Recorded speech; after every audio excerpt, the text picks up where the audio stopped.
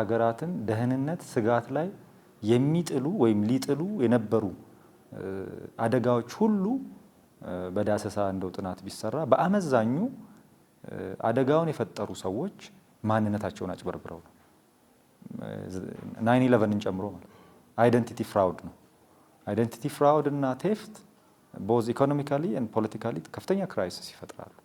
ይሄ ተጋላጭነት እንደተጠበቀ ሆኖ በውስጣችን ምንድነው መስራት ያለብን ብለን ደግሞ እኛ ወደ ስራ ገብተን የቁጥጥር ስርዓቶችን የኦዲት ስርዓቶችን ዘርግተን በየጊዜው እንደምታዩት ኦዲት አድርገናል ስንል ትሰማላችሁ።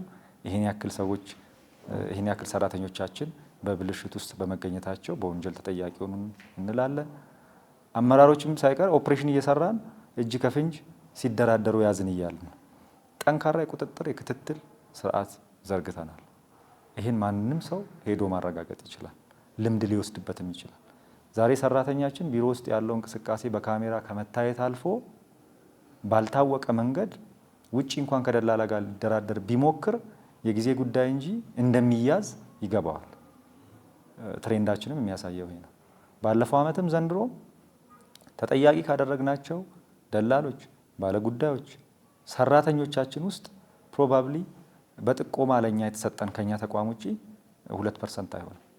በራሳችን ክትትል በራሳችን ጥቆማ ህብረተሰቡ እየጠቆመ ሰራተኛው እዛው እየተጋገለ እዚህ ጋር ያለው እኔ ጋር ያለው ልጅ ጥሩ ነገር እየሰራ አይመስለኝም መታችሁ ቼክ ብታረጉ እኛን እየመራው ኃላፊ እየመራ ያለው ኃላፊ ትክክለኛ አመራር እየሰጠ አይደለም ቼክ ብታረጉ ሰራተኛው ራሱ እያለ ማለት ነው። ምክንያቱም የሚቀጣውን እናርማለን፣ የሚሰራውን እንሸልማለን። መርሃችን ይሄ ስለሆነ በሪፎርም ውስጥ ከብልሽት ጋር ተያይዞ ይሄንን ለመስራት ጥረት አድርገናል። ስነ ምግባር ነው ሌላው የሚነሳው ሰፊ ችግር። እኔ ይሄን በተመለከተ በሁለት መልኩ ነው ማየው እንደ ተቋም።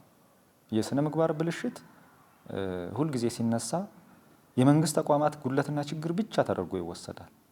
ይሄ መታረም አለበት ብዬ አምናለሁ።